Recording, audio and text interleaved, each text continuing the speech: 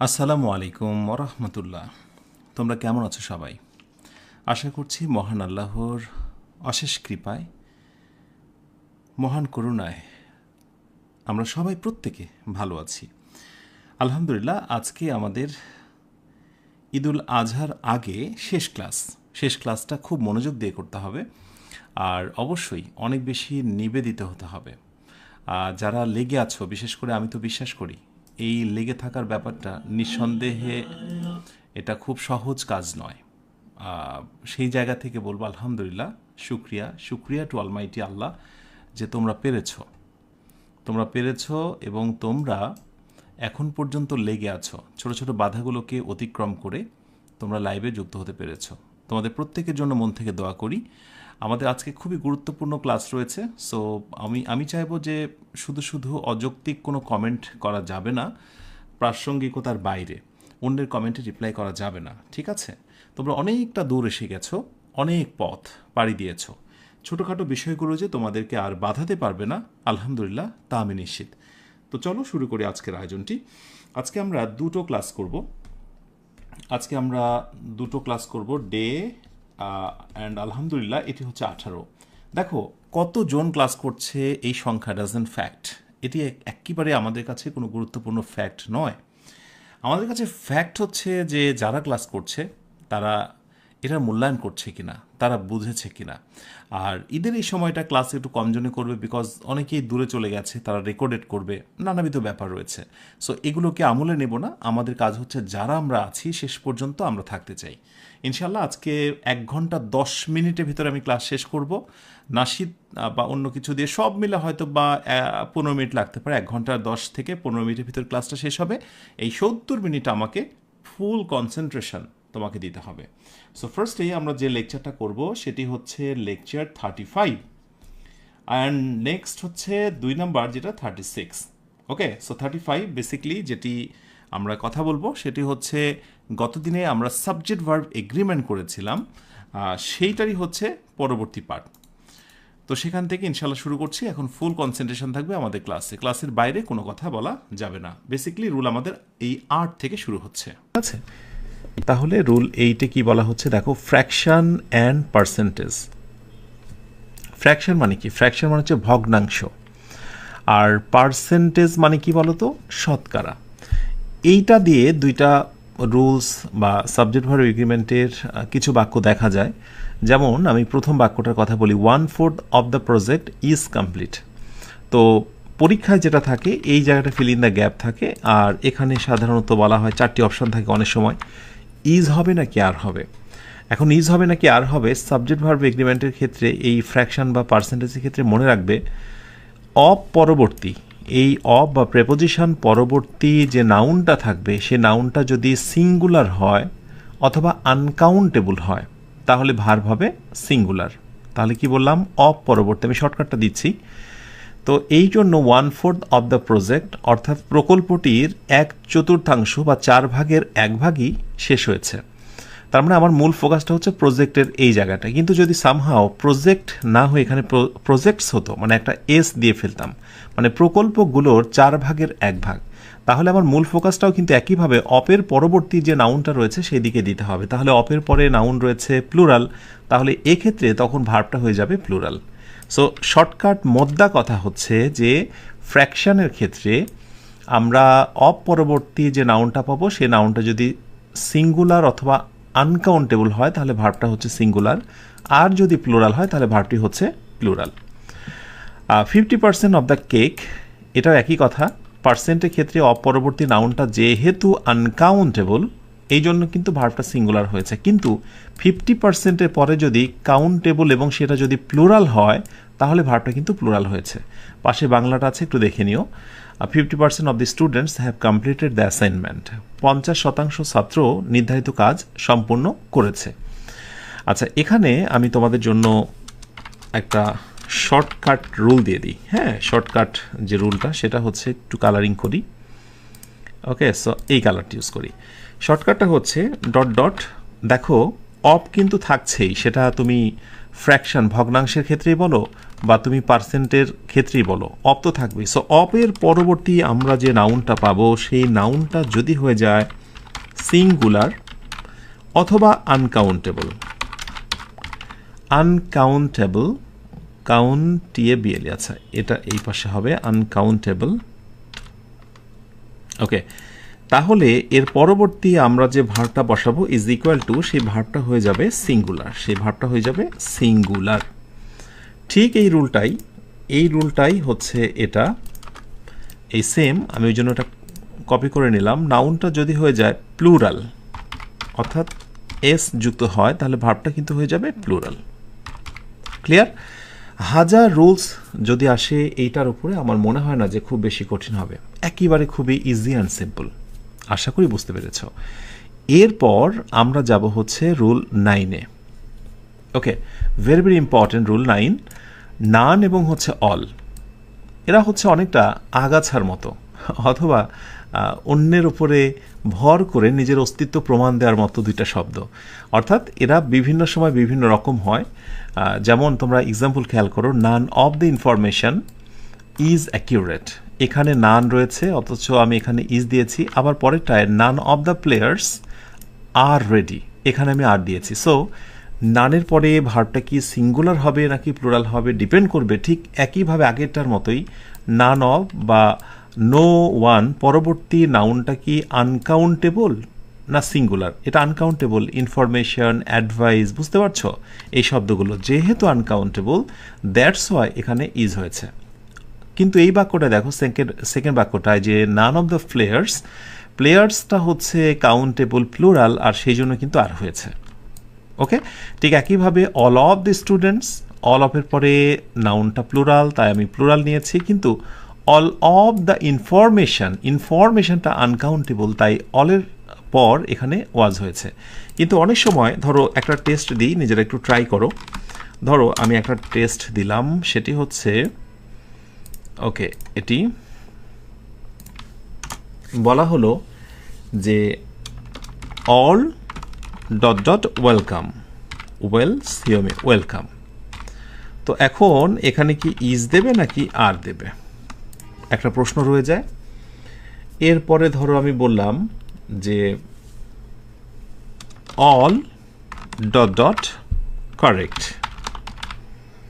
এখানেও একইভাবে ইজ দিলাম অথবা আর দিলাম। ওকে, তো নিজেরা একটু থামিয়ে ট্রাই করবে সম্ভব রাইট আনসারটা কি হতে পারে। তো দেখো, অল আর ওয়েলকাম, আমি এখানে আর দিতেই পারি, আমি বলতেই পারি যে সবাই, প্রত্যেকে, অল দ্য পিপল, আমি অনেক মানুষকে রেফার করতে পারি। আবার আমি যদি কোনো একটা বিষয়কে ইঙ্গিত করি তাহলে কিন্তু আবার অল ইজ ওয়েলকাম। হ্যাঁ, অল ইজ ওয়েলকাম। সো অলের পরে ইজও হতে পারে, আরও হতে পারে, এটা তুমি কোথায় কিভাবে মিন করছো সেটার উপরে। তবে পরীক্ষা যখন থাকবে তখন তো আর এইভাবে অল ইজ না আর দিয়ে তোমাকে কনফিউজ করবে না। আগে একটা বাক্য থাকবে যে we invited the guests, all are welcome. So গেস্টকে মিন করছে, এই জন্য আর হয়েছে। এরকম একটা তুমি মানে ক্লিয়ারেন্স একটা পাবে তুমি, অল ইজ কারেক্ট নাকি অল আর কারেক্ট। এখানে তোমাকে যদি আমি এরকম একটা বাক্য দিই যে অল দ্য ইনফরমেশন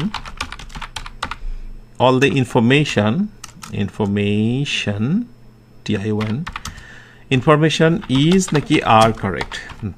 আর একটি বাক্য দিই যে অল দ্য আনসার্স, এবার কি ইজ দেবে নাকি আর দেবে। আমি নিশ্চিত যে এইটা নিয়ে তোমার ভিতরে কনফিউশন অতটা ক্রিয়েট হবে না, কারণ তুমি বুঝতেই পারছো অল দ্য ইনফরমেশন আনকাউন্টেবল, তাই তুমি খুবই কনফিডেন্স নিয়ে এখানে ইজ দেবে। আর আনসার্স, তারপরে তুমি কি দেবে, আর দেবে। তো এই জন্যই দেখবে যে অনেক সময় কিছু কিছু ক্ষেত্রে অল আর কারেক্ট বলা হয় অথবা অল ইজ কারেক্ট বলা হয়, দুইটা আনসারই রাইট। যদি কেউ বলে অল আর কারেক্ট, তার মানে মনে মনে ধরা হয়েছে অল দ্য আনসার্স, রাইট। আর যদি বলে যে অল ইজ কারেক্ট, তার মানে সে মনে মনে ভেবেছে অল দ্য ইনফরমেশন। ক্লিয়ার? এই হচ্ছে অল বা নান সংগঠিত বিষয়। তো এই জন্য বলেছিলাম শুরুতেই যে অল এবং নানটা হচ্ছে অনেকটা অন্যের উপর ভর করে বা আগাছার মতো, পরগাছার মতো একটি মানে কি বলবো হেডওয়ার্ড বা সাবজেক্ট, যেটা হচ্ছে তোমার সাবজেক্ট ভার্ব এগ্রিমেন্টের ক্ষেত্রে অন্য নাউনের সাথে সম্পর্ক রেখে ভার্বটি বসানোর ক্ষেত্রে আমরা এটা দেখি এই নিয়মটা। আচ্ছা, এরপরে rule 10, very very important. Rule 10টাও প্রতিযোগিতামূলক পরীক্ষায় রুলসটা প্রচুর আসে। Gerund, infinitive and clause. তো আমি যখন জেরান নিয়ে বিস্তারিত কথা বলবো সেখানে জানবে ইনফিনিটিভ অ্যান্ড ক্লজেস। তো শর্টকাটে আমি একটু তোমাকে ইশারা দিয়ে দিই যাতে করে এই রুলটা বুঝতে তোমার অনেক সুবিধা হয়। ওকে, যেমন জেরান বললে জাস্ট তোমরা এটা মনে রাখবে যে এখানে ভার্বের সঙ্গে একটা আইএনজি থাকবে, ভার্বের সঙ্গে আইএনজি থাকবে। আর যেহেতু subject verb agreement, that's why এটা কিন্তু তোমার সাবজেক্ট অবস্থানে থাকবে, মানে সাবজেক্টের জায়গাতে থাকবে। আমরা যখন জেরান নিয়ে বিস্তারিত কথা বলবো সেখানে দেখব যে জেরান শুধুমাত্র সাবজেক্টের জায়গাতেই থাকে না, এটা অবজেক্টের জায়গা থাকে, এটা প্রেপোজিশনের পর থাকে। কিন্তু আমরা যেহেতু সাবজেক্ট ভার্ব এগ্রিমেন্ট, সো ভার্বের আগে সাবজেক্ট পজিশনেই আমরা জেরানটাকে দেখানোর চেষ্টা করব। It's called gerund. সো আমি শর্টকাটে একটু নোট করে দিই, এটা সাবজেক্ট অবস্থানে থাকবে। একইভাবে ইনফিনিটিভ, যেটা ইনফিনিটিভ হচ্ছে to plus V1, to plus ভার্বের base form. Okay, this is called infinitive. Infinitive infinitive এটাও সাবজেক্ট হিসেবেই থাকবে যেহেতু সাবজেক্ট ভার্ব এগ্রিমেন্ট। ওকে, একইভাবে আমরা দেখব যে একটা ক্লজ হচ্ছে কোনো একটা সাবঅর্ডিনেট কনজাংশন থাকবে, সেখানে সাধারণত হোয়াট, হাউ, এই শব্দগুলো বেশি থাকে, অথবা দ্যাট থাকে ইত্যাদি। তো আমি দু একটা দিই, যেমন হোয়াট বা দ্যাট, এটা বেশি থাকে। এরপর একটা সাবজেক্ট, এরপরে হচ্ছে একটা ভার্ব থাকবে, এরপর একটা কি থাকবে, ভার্ব থাকবে। মজার কথা হচ্ছে এই এত বড় লম্বা একটা অংশ, এটা বাক্যের সাবজেক্ট হিসেবে ব্যবহার হবে, এটা বাক্যের কি হিসেবে, সাবজেক্ট হিসেবে ব্যবহার হবে। আমি দেখাচ্ছি তোমাদের, ক্লজ নিয়ে বিস্তারিত কথা বললে তখন আরও বেশি ক্লিয়ার হবে। এইটাই হচ্ছে মূলত ক্লজ। হ্যাঁ, এইটা হচ্ছে মূলত ক্লজ। তো প্রাথমিক আমরা একটা ধারণা পেলাম যে এইগুলো সবগুলো সাবজেক্ট অবস্থানে থাকবে, আর এই জিনিসগুলো যখনই সাবজেক্ট অবস্থানে থাকবে তার পরবর্তী ভার্ব হয়ে যাবে কি বলতো, ভার্ব হয়ে যাবে সিঙ্গুলার। ওকে, আচ্ছা আমরা একটু এক্সাম্পল দেখি। আমরা ধারাবাহিকভাবে এক্সাম্পলগুলো দেব যাতে করে নজরে পড়ে। সো প্রথম এক্সাম্পলটা হচ্ছে জেরান, তারপরটা ইনফিনিটিভ, এবং তারপরটা হচ্ছে কি বলতো, ক্লজ। রাইট, একটু খেয়াল করলেই বুঝতে পারবে। ওকে, দেখবে মিলে যাবে, ধারাবাহিকভাবে দিয়েছি। So eating healthy foods is important. So স্বাস্থ্যসম্মত খাবারগুলো গুরুত্বপূর্ণ, স্বাস্থ্যসম্মত খাবারসমূহ বা খাবার খাওয়া গুরুত্বপূর্ণ। এখন এই জায়গাটা ইজ আছে, পরীক্ষায় এত সহজভাবে না থেকে হয়তোবা এখানে যেটা থাকতে পারে বা তোমরা দেখবে যেটা নিয়ে কনফিউজড হতে পারো, ইজ অথবা আর বা অন্যান্য কিছু। তো বেশিরভাগ শিক্ষার্থী যেটা করে, ইটিং হেলদি ফুডস, আরে বাবা ফুডসের সঙ্গে এস যুক্ত হয়েছে, দ্যাট মিনস খাবারগুলো, অতএব তুমি আর দিয়ে ফেলবে। ভুলটা ঠিক এই জায়গায়। তো তোমাকে নজর দিতে হবে আসলে মূল জিনিসটা কি। ইটিং, খাওয়াটা হচ্ছে আমার মূল focus. So eating healthy foods, okay, খাওয়াটা আমার মূল বিষয়। তো যখন আমি এরকম ভার্বের সঙ্গে আইএনজি যুক্ত কিছু একটা সাবজেক্টে পাবো, ওকে, এই অংশটুকু তো সাবজেক্টের ভেতরে যখন পাবো আমি এই অংশটুকুর দিকে নজর দেবো না, একবার টানা আমার ভার্বটা হয়ে যাবে singular. So eating healthy foods is important. তো আমি যদি বলি যে বাইং ক্লথস, ক্লথস মানে তো কাপড় চোপড়, তো বাইং ক্লথস, তাহলে তুমি কি দেবে, অবশ্যই সিঙ্গুলার ভার্ব দেবে। বাইংটাই মূলত জেরান বা মূল বিষয়, ক্লথসটা নয়। একইভাবে টু লার্ন সাম ল্যাঙ্গুয়েজেস, অনেকে মনে করতে পারে সাম ল্যাঙ্গুয়েজেস টেক্স টাইম, অনেকে হয়তো বা এটা প্লুরাল দিয়ে ফেলবে, কিন্তু আমরা সিঙ্গুলার করব, কেননা টু লার্ন সাম ল্যাঙ্গুয়েজেস এটা ইনফিনিটিভ বা ইনফিনিটিভ ফ্রেজ, বাক্যের সাবজেক্ট হয়েছে, অতএব আমি এখানে কি দেব, ভার্বটা করব আমি সিঙ্গুলার। পরীক্ষায় তোমাকে কনফিউজ করা হবে, টেক দেওয়া থাকবে, টেক্স দেওয়া থাকবে, right. What you needed to do it, what you need to do it, okay, এই অংশটুকুকে আমরা বলছি হচ্ছে ক্লজ। খেয়াল করে দেখো, এইরকম ক্লজ যদি বাক্যের সাবজেক্ট অবস্থানে থাকে ভার্বটি হয়ে যাবে সিঙ্গুলার। এই জিনিসটা নিয়ে প্রায়শই বেশিরভাগ শিক্ষার্থী কনফিউশন রয়ে যায়। তো আমার মনে হয় না যে এটা নিয়ে দ্বন্দ্বের মধ্যে থাকা দরকার। তো এটা সহজ করে আমি যদি বলি, যদি কোথাও তুমি এরকম আইএনজি যুক্ত কিছু দেখতে পাও, ইনফিনিটিভ দেখতে পাও বা ক্লজ দেখতে পাও, তাহলে মনে মনে সেই জায়গাগুলো তুলে দিয়ে সেখানে তুমি একটা ইট বসাতে পারবে।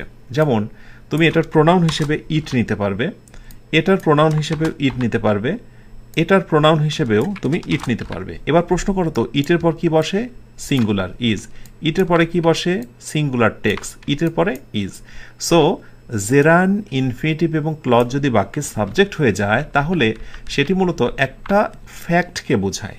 একটি বিষয়কে ইঙ্গিত করে, সেই জন্যই ভার্বটা মূলত সিঙ্গুলার হয়। আশা করি বুঝতে পেরেছ। সো আসন্ন পরীক্ষায় যদি এরকম একটা টেস্ট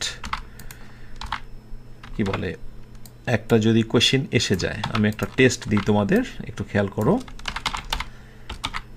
ধরো বললাম যে reading books dot dot my hobby. তুমি যখন ফ্রি হ্যান্ডে রাইটিংয়ে দক্ষ হতে চাও বা স্পোকেন অথবা ইংরেজির ব্যাপারে দক্ষ হতে চাও, তাহলে বলো তো এই খুঁটিনাটি বিষয়গুলো যদি তোমার কন্ট্রোলে না থাকে, তুমি কি মনের মতো করে ইংরেজিটা উপভোগ করতে পারবে? কখনো সম্ভব নয়। সো রিডিং বুকস, এগুলো জানতে হবে যে মূল ফোকাসটা কি বুকস নাকি রিডিং। রিডিং। সো আমি যদি বুকসটা বাদ দিয়ে দিই তাও একটা সুন্দর অর্থ থাকবে। ওকে, যে রিডিং ইজ মাই হবি, অথবা eating is important, to learn time takes time. তো এইরকম আসলে বিষয় যে সো রিডিং আমরা এখানে বুকস দিচ্ছি, যত এটা প্লুরাল হোক, যেহেতু জেরান্ড রয়েছে বাক্যের সাবজেক্ট, অতএব ভার্ব হয়ে যাবে সিঙ্গুলার। অতএব আমরা এখানে বসাবো reading books is my hobby, not are. তো এই রুলসটাকে আমি জাস্ট এখানে শর্টকাট করে দিই, এটা শর্টকাট। এইগুলো যদি থাকে তাহলে ভার্ব হয়ে যাবে জাস্ট সিঙ্গুলার, জাস্ট সিঙ্গুলার। ওকে, সাবজেক্ট ভার্ব এগ্রিমেন্টের আমি তোমাদের হয়তো আজকে 17টা রুলস দেখাবো, 34 নাম্বার ক্লাস এবং 35 নাম্বার ক্লাস দিয়ে। তোমরা মনে রেখো টোটাল হয়তো বা দেখা যাচ্ছে যে অনেক রুলস রয়েছে, সেটা হতে পারে 30-35টার মতো, কিন্তু মজার কথা হচ্ছে এই 17টা রুলস তুমি যদি পড়ো, এরপর তুমি হাতে যে কোনো একটা বই নিয়ে বা যে কোনো একটা সেন্টেন্স দেখলে তুমি ধরতে পারবে। বেশিরভাগ শিক্ষার্থী সমস্যা হয় কোথায় জানো? ইংরেজি পড়তে মজা পাও না যে কারণে, সেটি হচ্ছে যে বেসিকটা তোমার স্ট্রং না থাকার কারণে তুমি ইংরেজি পড়ে মজা পাও না। অমুক তমুক বন্ধু বলেছিল বাজারের অমুক বইটা খুব ভালো, তার কথা শুনে, সেই বন্ধুর কথা শুনে তুমি একটা বই কালেক্ট করলে, টাকা দিয়ে একটা বই ক্রয় করলে, বাসায় পড়তে যে তুমি আর মজা পাও না। অমুক তমুক বন্ধু বলল যে ওই স্যারের লেকচার খুবই চমৎকার, উনি দারুণ বোঝান, তার ক্লাস করতে বসলে কিন্তু মজা পাও না। কেন? কারণ তোমার বেসিক দুর্বল। এই বেসিক স্ট্রং করাই হচ্ছে আমার মূল দায়িত্ব। আমি তোমাদেরকে 50টা ক্লাস এর আগে অনেকবার বলেছি, কিন্তু মাঝে মাঝে স্মরণ করে দিতে চাই, 50টা ক্লাস এক অর্থে পূর্ণাঙ্গ নয়, কিন্তু আরেক অর্থে পূর্ণাঙ্গ, কারণ এগুলোকে আমি ফাউন্ডেশন বলতে পারি, একেবারে ভিত বলতে পারি। এই 50টা ক্লাস তুমি যদি মনোযোগ দিয়ে শোনো, দেখো এবং বোঝো, এরপর ইংরেজির সব বিষয়গুলো তোমার কাছে সহজ হয়ে যাবে ইনশাআল্লাহ। ওকে, সো একেবারে লেগে থাকো, কোনোভাবেই মনোবল হারিও না। আচ্ছা, জেরান ইনফিনিটিভ এবং ক্লজ বাক্যের সাবজেক্ট হলে ভার্ব হয়ে যাবে সিঙ্গুলার। ক্লিয়ার? আশা করি ক্লিয়ার হয়েছ। আচ্ছা, এরপরে আমরা 11 নম্বরে চলে আসি। Amount of money, time and distance. অর্থাৎ যদি কোথাও অর্থের কোনো বিষয় এসে যায়, শুধু অর্থ না, সেটা ডলারও হতে পারে, রুপিও হতে পারে, এই সব ক্ষেত্রগুলো যদি হয়, এরপরে টাকার পরিমাণ, সময়ের ব্যাপ্তি, সময়ের বিষয়, ডিস্টেন্স, দূরত্ব, এগুলোর কথা যদি প্রসঙ্গক্রমে এসে যায়, তাহলে ভার্ব হয়ে যায় সিঙ্গুলার। কিভাবে? আচ্ছা, অ্যামাউন্ট অফ মানির কথা বলি আমি। সো মানি আনকাউন্টেবল, আর কাউন্টেবল হচ্ছে টাকা। তো আসলে টাকার সঙ্গে এস যুক্ত হয় না। তবে একটা মজার কথা হচ্ছে, ওল্ড গ্রামারে, আগের অনেক সময় অনেক গ্রামারগুলোতে কিন্তু টাকার প্লুরাল কিন্তু টাকাস করা হতো। তো সেটা সময়ের বিবর্তনে মডার্ন ইংলিশ আর দেখা যায় না, বাট টাকা। কিন্তু যদি টাকা না হয়ে এখানে ডলার হতো, তাহলে তুমি নিশ্চিত থাকো ডলার না হয়ে এখানে ডলার্স হতো। ঠিক আছে? রুপি হলে রুপিজ হতো। ওকে, এনিওয়ে, এখন কথা হচ্ছে যখনই সেখানে কোথাও অ্যামাউন্ট অফ মানি প্রসঙ্গে এসে যায়, সেটা 100 হোক, 500 হোক, 1 মিলিয়ন হোক, যেটাই হোক না কেন, টাকার প্রসঙ্গ, ডলার, রুপি, এগুলো আসলেই এই ভার্বটা হয়ে যাবে সিঙ্গুলার। 500 টাকা ইজ এনাফ, 500 টাকা যথেষ্ট। ক্লিয়ার? এবার আসো 5 মিনিটস। দেখো, মিনিটের সঙ্গে এস যুক্ত হয়েছে। অনেকে মনে করতে পারে যে 5 মিনিটস তাহলে তো আর হয়ে যাবে, 5 মিনিট অনেক সময়, কিন্তু বলাই হচ্ছে এটা সূত্র, এই সিস্টেমের বাইরে গেলে প্লুরাল হতে পারে। আমি তোমাদেরকে এক্সেপশনটা একটু দেখাই, ব্যতিক্রম, কারণ এই জায়গাটায় আসলে কনফিউশনটা ক্রিয়েট হয়, যে জায়গাটায় তোমাদের দ্বন্দ্ব রয়ে যায়, সেটি হচ্ছে যে ধরো 5 মিনিটস না, আমি যদি 5 আওয়ার্সও দিই, একই কথা, মিনিটস বলি, সেকেন্ডস বলি, আওয়ার্স বলি, হ্যাঁ, সবই একই কথা, ইয়ার্স বলি, এই একই কথা। কিন্তু যদি আমি এখানে বলি যে 5 books, okay, dot dot is অথবা আর সোল্ড আউট, ধরো 5টা বই বিক্রি হয়। এখন তুমি খেয়াল করে দেখো এখানে বুকস দিয়েছি, বই, এটা তো টাকা নয়, এটা তো টাইমের মধ্যেও যায় না, এটা ডিস্টেন্সের মধ্যেও নয়। এই 3টা ফ্রেমের মধ্যে যখন থাকবে তখনই কেবলমাত্র সিঙ্গুলার ভার্বের প্রসঙ্গটা আসবে। আদারওয়াইজ সংখ্যার পরে নাউনটা প্লুরাল হলে ভার্বটা যে প্লুরাল হবে এটাই সত্য, যেটা তুমি আগে থেকে জানতে। ক্লিয়ার? আশা করি এটা বুঝেছো। সো মানি, এরপরে হচ্ছে টাইম এবং ডিস্টেন্স, এই 3টার সঙ্গে যখন সংখ্যা যুক্ত হয়ে যায় তখন সংখ্যা সেটা যতই হোক না কেন ভার্বটা হয়ে যায় সিঙ্গুলার। ওকে, সো এরপরের এক্সাম্পলটা দেখো, 10 kilometres. 10 kilometres is a long distance to walk. 10 কিলোমিটার্সের পরে আমরা ইজ নেব। ওকে, ডান। যেহেতু এখানে কিলোমিটার্স আছে, অনেকে ভুল করে যেটা করে যে এস রয়েছে অথবা আর দিয়ে ফেলে, এবং এই মিস্টেক্সগুলোর কারণে, এগুলো না জানার কারণে তুমি মনের মাধুরী মিশিয়ে ফ্রি হ্যান্ড রাইটিংয়ে দক্ষ হতে পারো না বা লিখতে পারো না। আশা করি এরপরে এই বিষয়টি ভালো করে মনে রাখবে। ক্লিয়ার? আচ্ছা, এরপরে আমরা আসবো হচ্ছে রুল 12তে, 2 সাবজেক্ট ফ্যাক্টস, অর্থাৎ 2টা সাবজেক্ট যখন যুক্ত হয় সেই বিষয়টা। সো যখন 2টা সাবজেক্ট যুক্ত হয় তখন নজর আসলে কোন দিকে দেব। এখানে একটা মজার টুইস্ট আমি তোমাদের শেখাই, সেটা হচ্ছে with, along with, as well as, accompanied by, and, including, except, but. আমি যদি প্রশ্ন করি এগুলো কোন পার্টস অফ স্পিচ, তো হয়তো বা কেউ কেউ বলবে যে স্যার উইথ প্রেপোজিশন, এরপরে অ্যাকসেপ্ট বা বাট ব্যতীত এগুলো প্রেপোজিশন ইত্যাদি। বাট অন্যান্যগুলোর ক্ষেত্রে আমি যদি বলি এগুলো কি, জেনে রেখো এগুলোও হচ্ছে প্রেপোজিশন। এগুলোকে মাল্টি ওয়ার্ড প্রেপোজিশন বলা হয়। মাল্টি ওয়ার্ড প্রেপোজিশন অর্থাৎ একের অধিক শব্দ মিলে প্রেপোজিশনের মতোই কাজ করবে, প্রেপোজিশনের মতোই অর্থ দেবে, সেগুলোকে বলা হয় মাল্টি ওয়ার্ড প্রেপোজিশন। সো এই মাল্টি ওয়ার্ড প্রেপোজিশনসগুলো যখন থাকে দ্যাট মিনস এটাও একটা প্রেপোজিশন।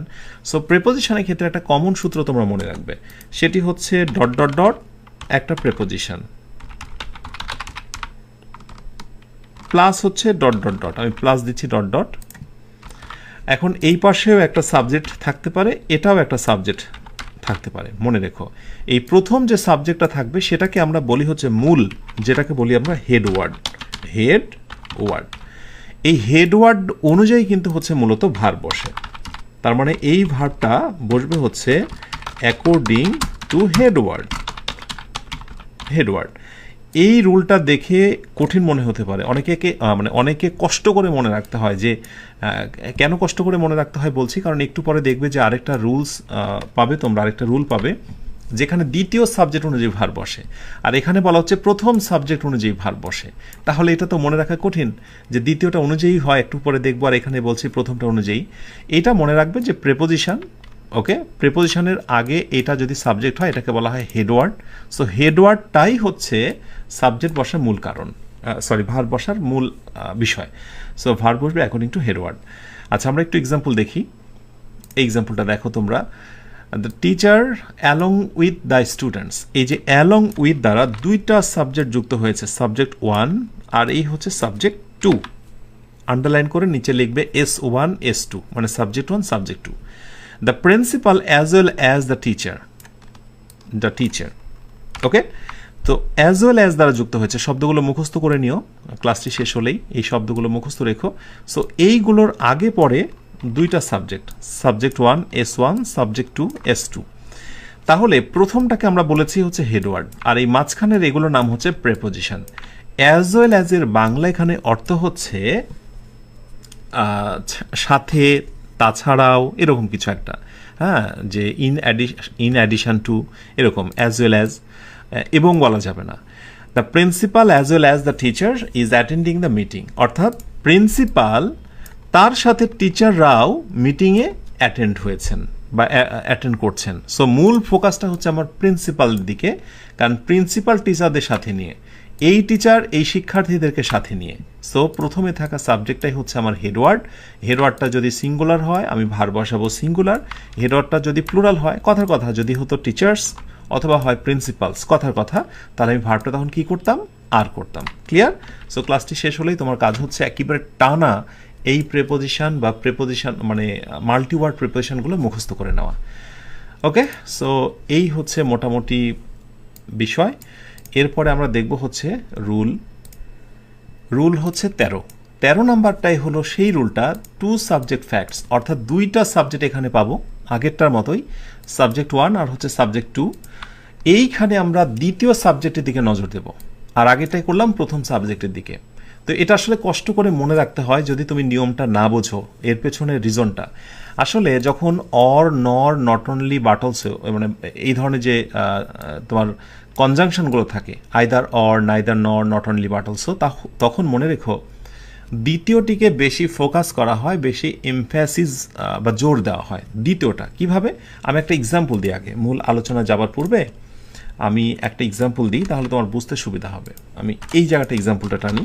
যেমন আমি যদি বলি I like not only tea, আগে জোর বা ফোকাসের জায়গাটা বুঝে নাও। I like not only tea but also coffee,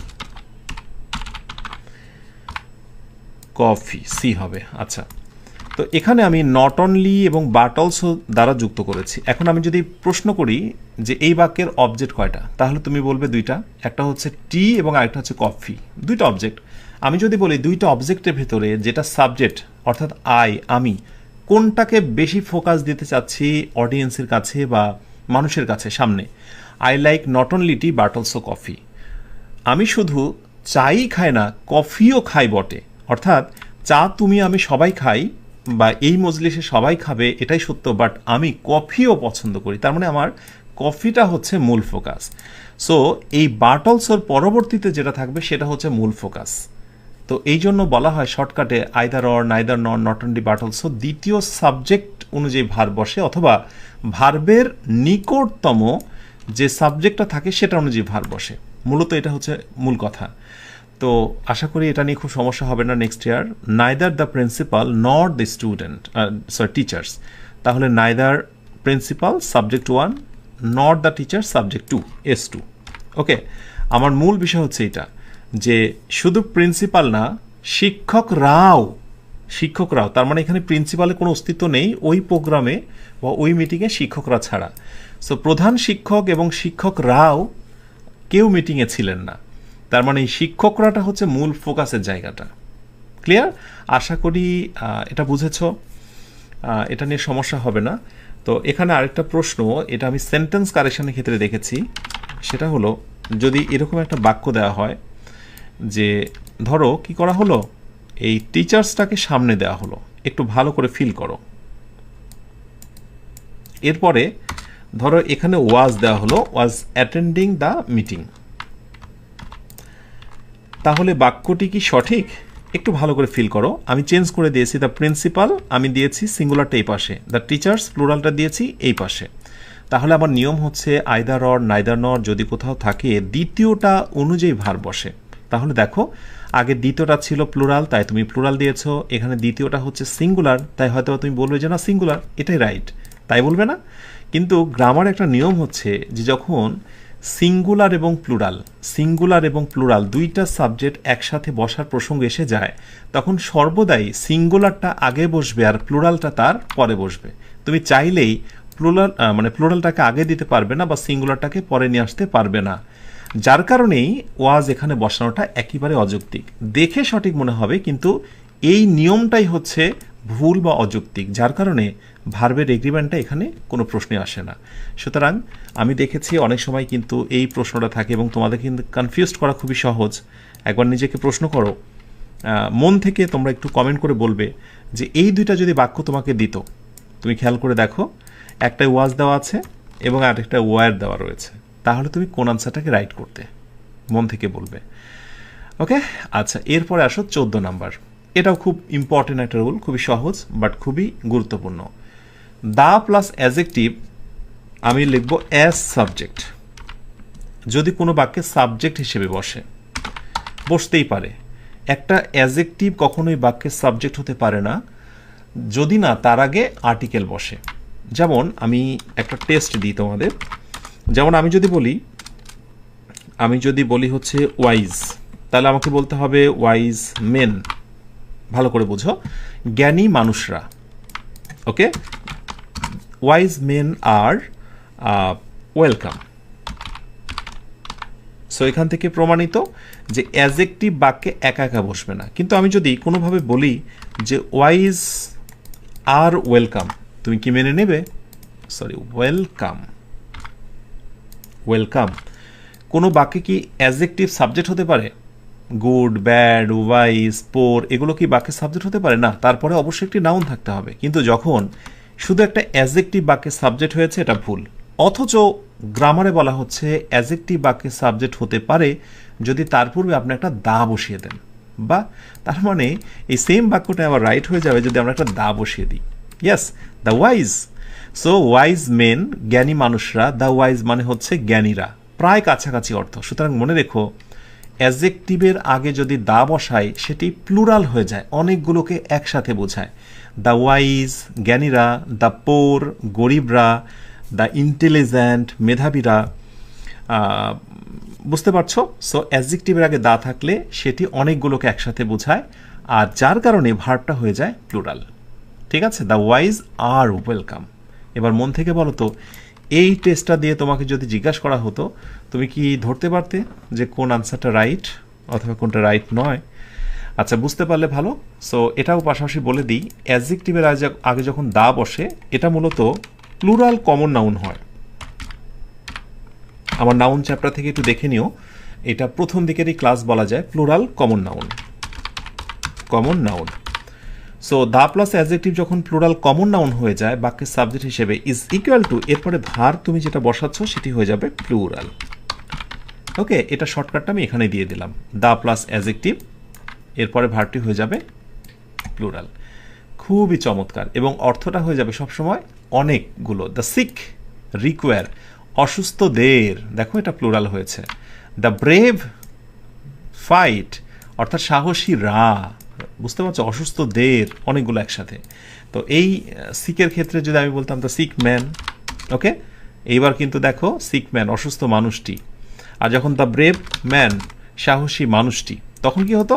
the sick man requires, the brave man fights. Okay, একজন ব্যক্তিকে বোঝাচ্ছে, একজন সাহসী মানুষকে বোঝাচ্ছে। কিন্তু যখনই আমি কোনো নাউন দেব না, দ্যাট মিনস অ্যাডজেক্টিভের পূর্বে দা, এটি হচ্ছে প্লুরাল কমন নাউন। ঠিক আছে, ধনীরা, গরিবরা, অসুস্থরা, সাহসীরা ইত্যাদি। ক্লিয়ার? ওকে, এই বিশেষ করে ট্রান্সলেশনের ক্ষেত্রেও কিন্তু এগুলো খুব বেশি গুরুত্বপূর্ণ হয়ে যায়। এই ধরনের বাক্য দিয়ে বলা হলো যে এটার বাংলা করো। এখন তুমি যদি না জানো যে অ্যাডজেক্টিভের পূর্বে দা বসলে সেটার অর্থ হয়ে যায় কি বলবো, যে মানে অনেকগুলো একসাথে, তাহলে তো তুমি সঠিক অর্থ করতে পারবে না। যেমন আমি যদি বলি যে I like the brave, I like the brave, এর বাংলা অর্থ কি? আই লাইক দ্য ব্রেভ, আমি সাহস পছন্দ করি, সাহসীকে পছন্দ করি না সাহসীদের পছন্দ করি? ইয়েস, আমি সাহসীদের পছন্দ করি। অ্যাডজেক্টিভ, অ্যাডজেক্টিভের পূর্বে দা। ওকে, সো সাহসীরা প্লুরাল কমন নাউন। শুধু পার্থক্য কি? এইখানে বাক্যের অবজেক্ট হয়েছে আর এইখানে বাক্যের সাবজেক্ট হয়েছে। সাবজেক্ট এবং অবজেক্ট নিয়ে ক্লাস নেওয়া হয়েছে প্রথম দিকের ক্লাস, দয়া করে দেখে নিও। ব্যাস, এই হচ্ছে 14 নাম্বার রুল। এরপরে আসবো 15, 16, 17। আমি একসাথে দেখিয়ে দিই, তাহলে বুঝবে যে কয়টা রুল আমি আজকে শেখাবো। এই 17টা, ঠিক আছে? আচ্ছা, বি ভার্ব যদি কোথাও বসে, অ্যান্টিসিডেন্ট, তারপর রিলেটিভ প্রনাউন। খুবই ফানি আর খুবই সিম্পল রুল। যদি কোথাও রিলেটিভ প্রনাউন বসে, আমি তো জানি তোমরা রিলেটিভ প্রনাউন চেনো। রিলেটিভ প্রনাউনের ক্ষেত্রে আমি আরেকবার একটু স্মরণ করে দিই, সেটা হচ্ছে হু, হুইচ এবং হচ্ছে দ্যাট। হু, হুইচ এবং দ্যাট যদি কোথাও থাকে এবং তার পূর্বে অ্যান্টিসিডেন্ট থাকে, হু, হুইচ, দ্যাট, তার পূর্বে যে সাবজেক্ট থাকে সেটিকে মূলত অ্যান্টিসিডেন্ট বলা হয়। অন্য কথায় বাংলায় যেটিকে বলি আমরা পূর্বপদ। এই পূর্বপদ থাকলে মনে মনে তোমরা যেটা করবে, এই হচ্ছে গিয়ে এই হু অথবা হচ্ছে দ্যাট, এটা মনে মনে ভাববে এখানে নাই। ধরো এখানে নাই, এখানে নাই, তাহলে বলো তো স্টুডেন্টস কি হবে? মেক। দ্য বুকস কি হবে? এক্সপ্লেইন হবে। সহজ কথায় রিলেটিভ প্রোনাউন যখন থাকবে, এরপরে ভার্ব থাকবে, মনে মনে তুমি রিলেটিভ প্রোনাউনটাকে একটু বাদ দিয়ে দেবে, তাহলে দেখবে সঠিক আনসারটা তুমি পেয়ে যাবে। খুব কঠিন লাগছে কি? আচ্ছা, বাংলা, আচ্ছা আরেকটা আমরা টেস্ট দিই, একটু টেস্টটা দেখো তোমরা। যেমন আমি যদি বলি he who love the country is patriot. তো এখানে বিষয়টা হচ্ছে যে লাভ হবে নাকি লাভস হবে, এরকম একটা বিষয় আসতে পারে। আবার অনেক সময় দেখাচ্ছে ইজ হবে নাকি আর হবে, এরকম একটা ব্যাপার হয় অনেক সময়। তাহলে সম্ভাব্য রাইট আনসারটা কি নেবে? এই যে বললাম রিলেটিভ প্রোনাউনটাকে মনে মনে বাদ দিয়ে দাও, তাহলে কি হবে? হি লাভ নাকি লাভস? সরি, একটা সঠিক আনসার দিই। হি লাভস, হির পর তো লাভসই বসে, তাহলে এখানে লাভস হয়ে যাবে। আর হি ইজ প্যাট্রিয়ট, অর্থাৎ যে দেশকে ভালোবাসে সেই হচ্ছে দেশপ্রেমিক। বুঝতে পেরেছ? সো রিলেটিভ প্রোনাউন থাকলে সেটিকে তুমি জাস্ট বাদ দিয়ে দেবে। ক্লিয়ার? আচ্ছা, এরপরে 16 নাম্বারটা হচ্ছে হেয়ার এবং দেয়ার। ইনভার্সনের ক্ষেত্রে এই রুলটা তোমরা দেখবে যে হেয়ার এবং দেয়ারের রুলটা খুবই অদ্ভুত। হেয়ার বা দেয়ারকে বেসিক্যালি বাক্যের সাবজেক্ট বলা হয় না, এরা সাবজেক্টের মতো জাস্ট সূচনা করে দেয়। এই জন্য এগুলোকে বলা হয় ইন্ট্রোডাক্টরি বা সূচনা সূচক সাবজেক্ট। তো হেয়ার দেয়ার থাকলে একটা বিশেষ স্ট্রাকচার মনে রাখা জরুরি। আমি এখানে স্ট্রাকচারটা তোমাদের দিয়ে দেব। যেমন এখানে হেয়ার প্লাস হচ্ছে দেয়ার, এর পরে টিএইচআর দেয়ার, এর পরে হচ্ছে ভার্ব এবং তারপরে হচ্ছে সাবজেক্ট। অদ্ভুত ব্যাপার না? সর্বদাই বাক্যের শুরুতে থাকে সাবজেক্ট, কিন্তু হেয়ার দেয়ার থাকলে সাবজেক্ট থাকে হচ্ছে ভার্বের পরে।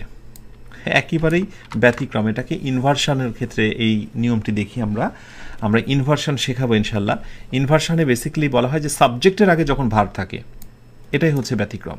So there is a book on the table.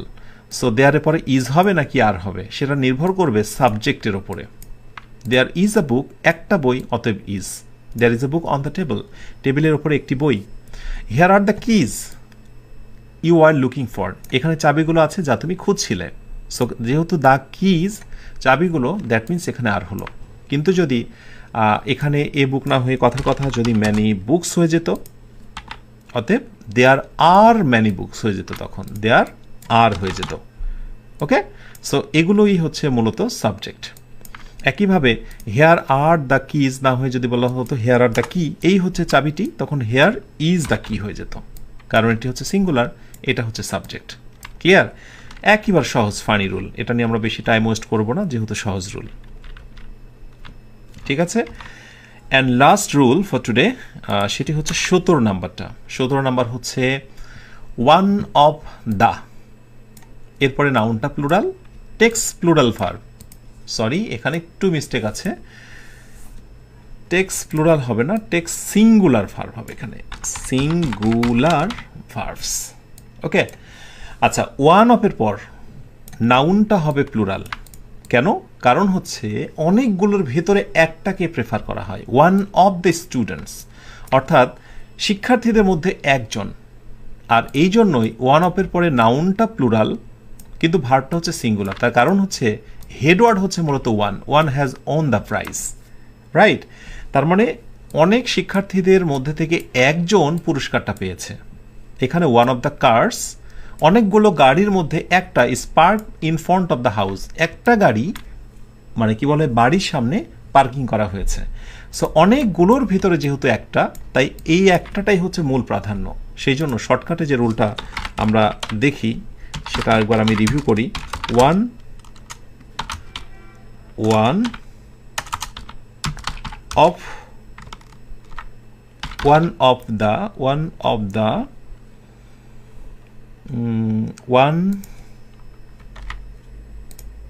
Of the plus noun হচ্ছে ওয়ান অফ দ্য প্লাস নাউনটা হচ্ছে প্লুরাল।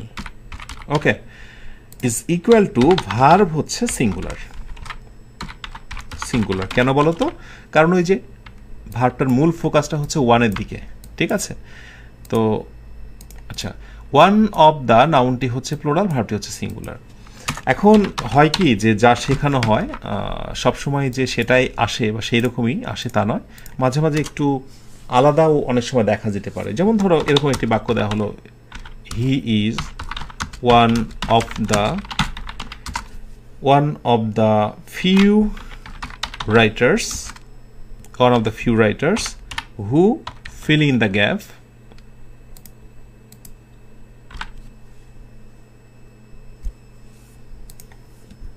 in the gap এরপরে বলা হচ্ছে গিয়ে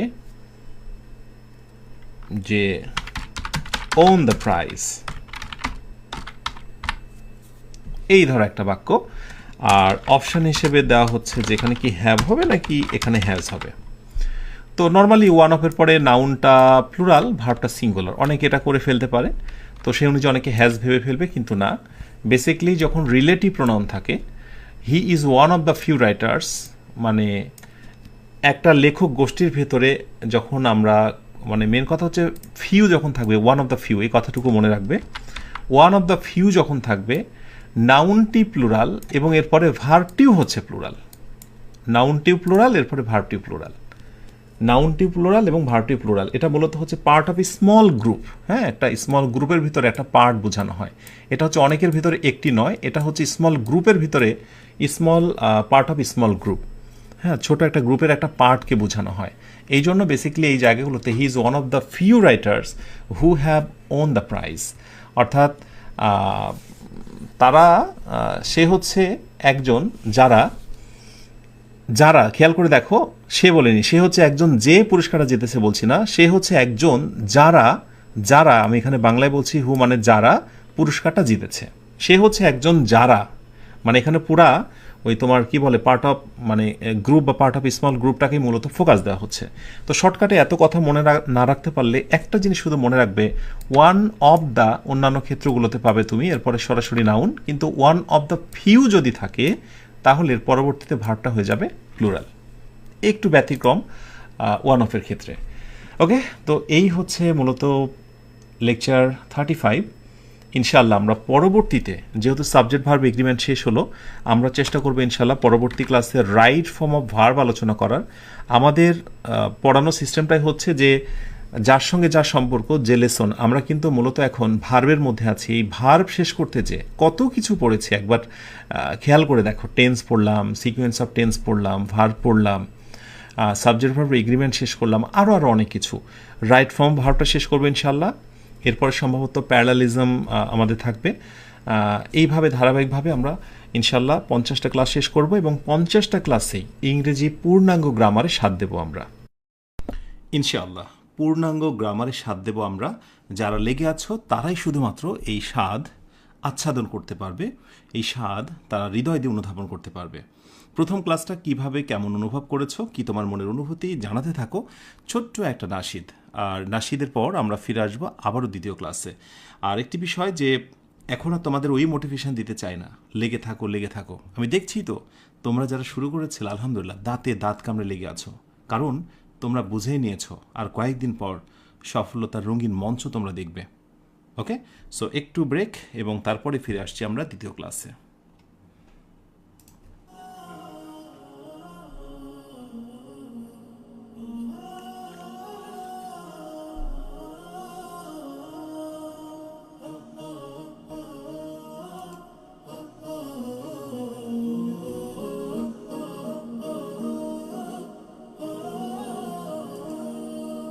মন মিনারে তোমায় ঘিরে স্বপ্ন কত শত, হৃদয় মাঝে ঝর্ণা প্রেমের বহে অবিরত।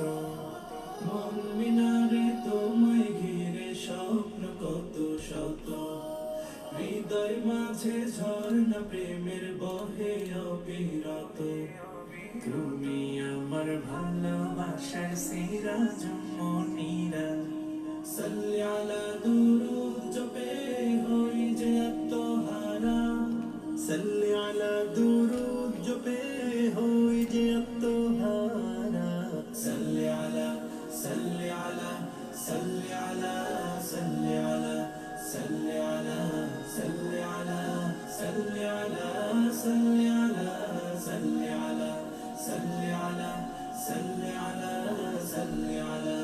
পৃথিবী জুড়ে ছিল পাপের সমাহার, তোমার আগমনে হলো সব পরিহার। পৃথিবী জুড়ে ছিল পাপের সমাহার, তোমার আগমনে সব হলো পরিহার। মুহাম্মাদের নামের তরে মহান প্রভু, মুহাম্মাদের নামের তরে মহান প্রভু, ক্ষমা করেন সব পাপের বাহিধারা। সাল্লি আলা দুরুদ জপে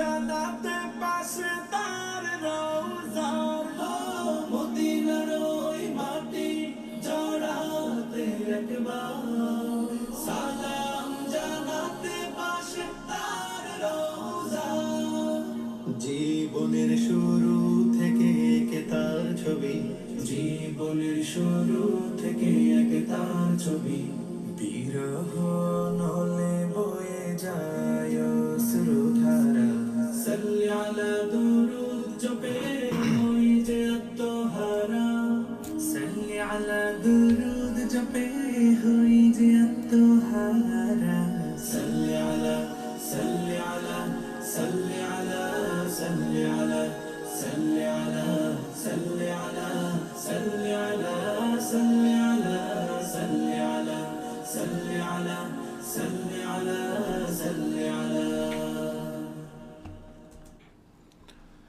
আলহামদুলিল্লাহ, ওয়েলকাম ব্যাক। আমরা আবারও ফিরে আসলাম দ্বিতীয় ক্লাসে শুরুতে। প্রিয় শিক্ষার্থী বন্ধুরা আমার, ছোট ছোট অনেক প্রশ্ন তোমাদের মনের কোণে লুকিয়ে আছে। অনেক প্রশ্ন তোমরা করতে চাও, হয়তোবা সেগুলো করা হয় না, বা সেগুলো করলে অনেক সময় আনসার পাও না। দেখো, আমি যখন এই 50টি ক্লাস তোমাদের জন্য সাজিয়েছি, আমি কিন্তু প্রথমত এই বিষয়টি মাথায় নিয়েছিলাম যে একজন শিক্ষার্থী যে প্রশ্নগুলো, সেগুলোর আনসার যেন আমি এখানে দিতে পারি। সো একটা ক্লাসের সঙ্গে আরেকটা ক্লাসের যে সম্পর্ক, যেটাকে আমরা বলছি লিঙ্ক আপ মেথড, একটার সঙ্গে আরেকটাকে আমরা লিঙ্ক আপ করেছি। এ কারণে যদি একটা প্রশ্ন এসেও যায়, তোমরা নিজেরা প্রমাণ আমাকে একটু বলো, তোমরা যারা আমার সঙ্গে লাইভ ক্লাস করছো, বা এমনও হয়েছে যে একটা প্রশ্ন জিজ্ঞাসা করব, হয়েছে না যে কিছুক্ষণ পর সেই প্রশ্নটার আনসার তুমি অটোমেটিক্যালি পেয়েছো, অথবা পরে কোনো একটা ক্লাসে সেটা ক্লিয়ার হয়ে গেছে। এমন উদাহরণ নজির কিন্তু অনেক রয়েছে। সো যারা প্রশ্ন করছো, ওয়েট করো, ক্লাস করতে থাকো, অটোমেটিক্যালি সে কনফিউশন দূর হয়ে যাবে। অ্যান্ড ইভেন তুমি যদি রিভিশনে যাও, যে জায়গাটা সমস্যা রয়েছে ওটাও ক্লিয়ার হয়ে যাবে, কারণ ক্লাসগুলোই তৈরি করা হয়েছে এভাবে। সো কোনো কারণে হতাশ হওয়া যাবে না।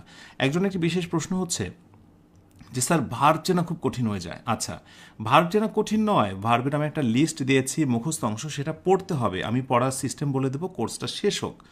এখন ওই দিকে যাওয়ার দরকার নেই। ভার্ব কিভাবে চিনবে সেই কৌশল আমি শেখাবো। ওয়েট করো, ক্লাস জাস্ট করতে থাকো, কেমন? তো আমরা এখন দ্বিতীয় ক্লাস শুরু করছি। ক্লাসটা খুবই অল্প সময়ের, বাট প্রতিটা মুহূর্ত ভেরি ভেরি ইম্পর্টেন্ট এবং খুব গুরুত্বপূর্ণ বিষয় এখানে লুকিয়ে রয়েছে। প্রতিটা মুহূর্তে তোমার শতভাগ মনোযোগ থাকা চাই। তো চলো আমরা ক্লাসে ডুব দিই। ওকে, বেসিক ক্লাস 36, আলোচ্য বিষয় রাইট ফর্ম অফ ভার্বস। তো দেখো, রাইট ফর্ম অফ ভার্বসের শুরুতেই বলা যায় যে আমি দুইটা শিরোনাম দিয়ে রেখেছি, finite verbs and non finite verbs.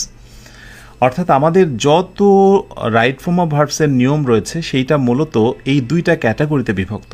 ভার্বের যে মৌলিক দুইটা প্রকার, ফাইনাইট ভার্ব এবং নন ফাইনাইট। এই ফাইনাইটের মধ্যে অনেক কিছু রয়েছে, তোমরা জানো, transitive, intransitive, auxiliary, linking, modal, ওই সবগুলো মিলে একটা রুলস। ফাইনাইট ভার্বের রুলসগুলো বেসিক্যালি টেন্সের রুলসের মধ্যে সীমাবদ্ধ। আরেকটি রয়েছে, সেটি হচ্ছে নন ফাইনাইট ভার্বস। এই নন ফাইনাইট ভার্বসের ভেতরে রয়েছে স্পেশালি তিনটা প্রকার, যেটা তোমরা জানো। একটা হচ্ছে ইনফিনিটিভ, যেটা হচ্ছে ভার্বের আগে টু বসে। আরেকটি হচ্ছে জেরান, যেটা হচ্ছে ভার্বের সঙ্গে আইএনজি, এবং আরেকটা হচ্ছে পার্টিসিপল, সেটাও ভার্বের সঙ্গে আইএনজি।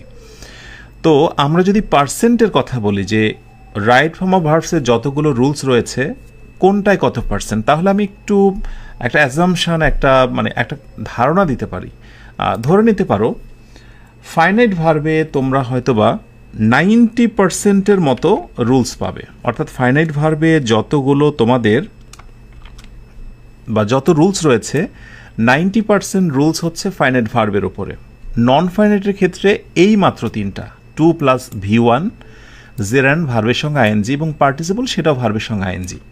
তাহলে এখানে আমরা মোটামুটি একবারে ফিক্স বলতে পারি যে এই তিন হচ্ছে প্রকার, মানে কি বলে 3%। ওকে, এই পার্সেন্ট দিচ্ছি এই কারণে যে তোমরা একটা ধারণা পাবে। আর রাইট ফর্ম অফ ভার্বসের নিয়মগুলো অ্যাজ ইউজুয়াল তোমরা যেভাবে বইয়ে দেখো বা কোথাও পড়ো, আমি ওইভাবে না, আমি একটু অন্যভাবে শেখানোর চেষ্টা করব, রুট থেকে, যে আসলে কিভাবে কোনটা থেকে আসলে এই ভার্বসগুলো কারেকশন শুরু হয়।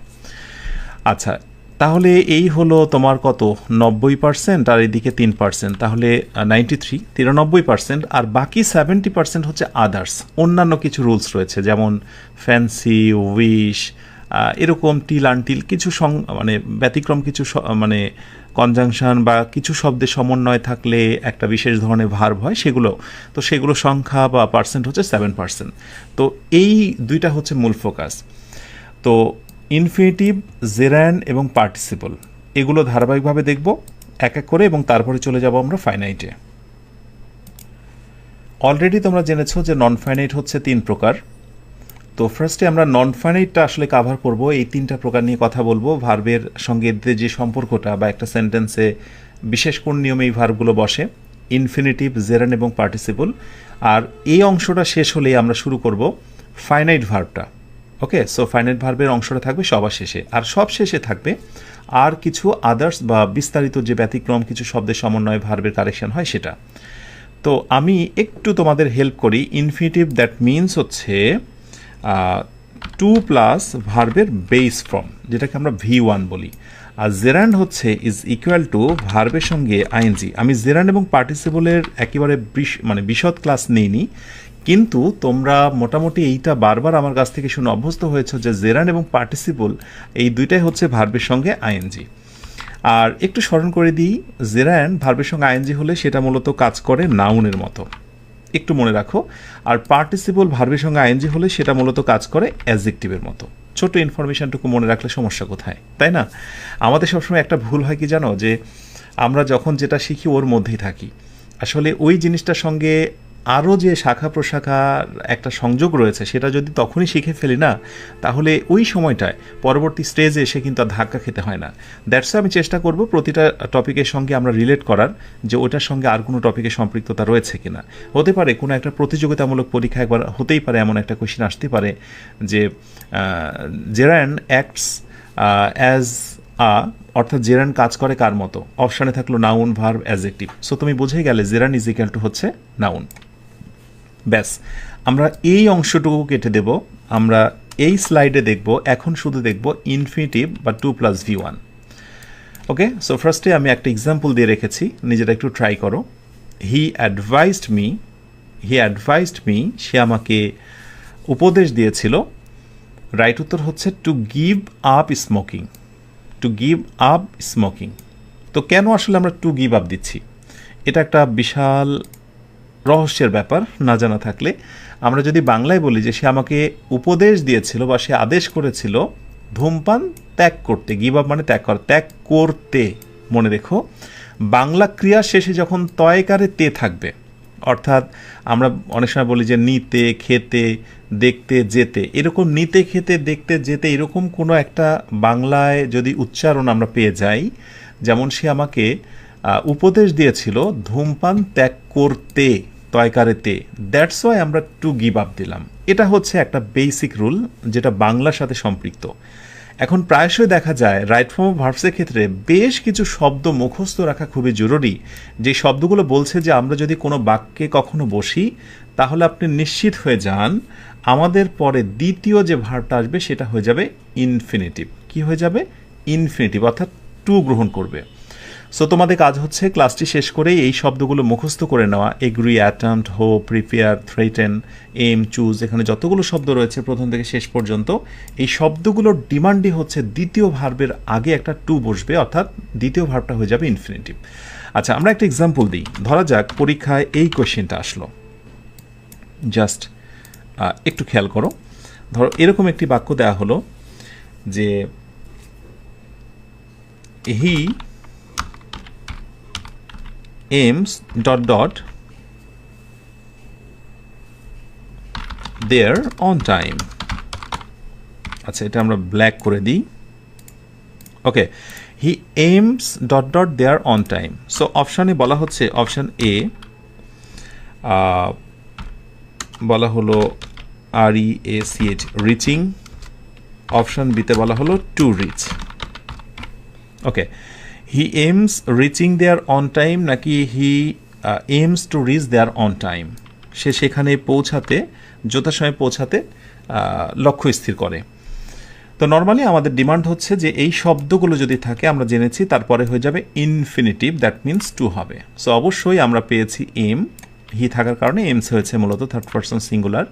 তো এই শব্দ থাকার দরুন পরবর্তী ভার্বটা হয়ে গেল টু রিচ। এখন আমাকে বলো তো, তোমার যদি এই ভার্বগুলো কন্ট্রোলে না থাকে, মুখস্থ না থাকে, তাহলে আমি আমার থেকেও কোনো একটা ভালো টিচার তোমাকে রাইট ফর্ম অফ ভার্বস শিখিয়ে আদৌ কি সে তোমাকে শেখাতে পারবে? অথবা আরেকটি প্রশ্ন হলো, আমি যতটুকু ইংরেজি জানি, কিভাবে সেটা জানি? আমি কি আসলে এগুলো মুখস্থ না করেই একটা ভার্বে কারেকশন করতে পারি? নো। তার মানে হলো, যত ভালো তোমার স্টুডেন্টই হোক না কেন, অথবা যত ভালো একজন টিচারই হোক না কেন, যে কিনা ইংরেজি ভালো পারে, যাকে দেখে তুমি বিমোহিত হও, তারও কিন্তু এই জিনিসগুলো মুখস্থ রয়েছে। সো তোমার কাজ হচ্ছে ক্লাসটি শেষ করে অবশ্যই একেবারে মুখস্থ করা। তবে অবশ্যই সেই এটা মুখস্থ করবে আমি জানি যার ইংরেজি শেখার ক্ষেত্রে একটা চূড়ান্ত বাসনা রয়েছে। আর বাসনা যদি না থাকে তাহলে কি হবে? যে স্যার আপনি বলছেন, বলেন, সমস্যা নেই, ক্লাস করার পরে আমি অন্য কাজে ব্যস্ত হব। এভাবে আর কতদিন? আমি সবসময় বলবো, জীবনে এটাই তোমার শেষ সুযোগ। এই 50 বেসিক ক্লাস তুমি জীবনের শেষ সুযোগ হিসেবে গ্রহণ করো। যদি আনন্দের সাথে আমি যে 50টি ক্লাস নিচ্ছি এপিসোডে যদি শুরু থেকে শেষ পর্যন্ত করতে পারো, ইনশাআল্লাহ তুমি অনেক বেশি আত্মবিশ্বাসী হবে ইংরেজির ক্ষেত্রে। আর এরপর ইংরেজির প্রতিটি অংশে তুমি অনেক বেশি দক্ষ হবে, সেটা ফ্রি হ্যান্ড রাইটিং হোক, spoken English, job preparation, admission, academic, প্রতিটা ক্ষেত্রে রাজত্ব করতে পারবে ইনশাআল্লাহ। ওকে, সো মনে মনে এই বাসনাটি রাখো। তাহলে এই শব্দগুলো আমরা মুখস্থ করে নেব, কেমন? আচ্ছা, তাহলে ইনফিনিটিভ শেষ হলো নন ফাইনাইটের। এবার দেখি জেরান্ড এবং পার্টিসিপলের কোনো রুলস রয়েছে কিনা। রয়েছে। তো প্রথমে আমরা দেখব জেরান্ড, তারপরে পার্টিসিপল। সো আমি এই পেজে রাখছি জেরান্ড, যেন আমার ফোকাস এটা থাকে। তো he gave up dot dot football when he got married, অর্থাৎ সে ফুটবল খেলা ত্যাগ করেছিল, বাদ দিয়েছিল যখন সে বিয়ে সম্পূর্ণ করেছিল। রাইট আনসারটা কি নিজে আগে ট্রাই করো। ইয়েস, রাইট উত্তর হচ্ছে প্লেয়িং। Yes, playing. কেন বলো তো? কারণ এখানে একটি প্রেপোজিশন রয়েছে। এই রুলটা খুবই কমন, খুবই সহজ, অথচ যে কোনো প্রতিযোগিতামূলক পরীক্ষায় প্রচুর আসে। প্রেপোজিশন, যত রকমের প্রেপোজিশন আছে, শুধুমাত্র প্রেপোজিশন টু ব্যতীত, এই টু নিয়ে যে ঝামেলা আছে, বা টু এর সাথে যদি একটা শব্দ থাকে তাহলে যে কোনো কোনো সময় আইএনজি হয়, সেটা আমরা একেবারে সব শেষে মিসসেলেনিয়াস বা আদার্স যে রুলসগুলো আমি দেব সেইগুলোর ভেতর আমি সেটা কাভার করব। ক্লিয়ার? সো ছোট্ট করে মনে রাখো, টু ব্যতীত অন্যান্য যত প্রেপোজিশন আছে, সেটা বলি ফর, আফটার, বিফর, সিন্স, যত অ্যাট, অন, যত প্রেপোজিশন রয়েছে সবগুলোর ডিমান্ড হচ্ছে পরবর্তী ভার্বের সঙ্গে কি হয়ে যাবে? আইএনজি হবে। সো এই আইএনজি যুক্ত যে ভার্বটা তুমি পেয়ে যাবে সেটার নামই হচ্ছে মূলত জেরান্ড। বিভিন্ন প্রতিযোগিতামূলক পরীক্ষাতে আবার এই প্রশ্নটা করা হয়, he gave up playing.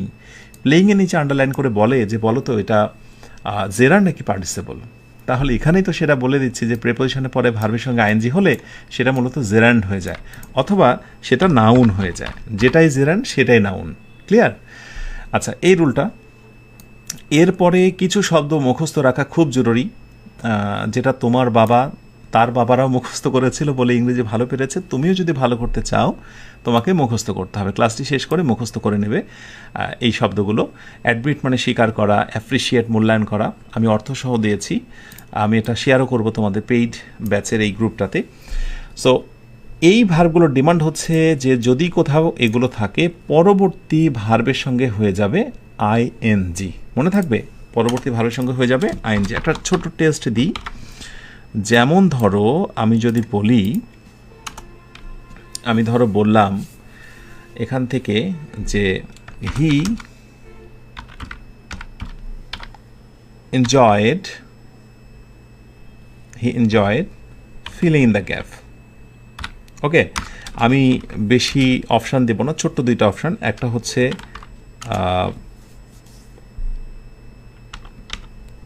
Watch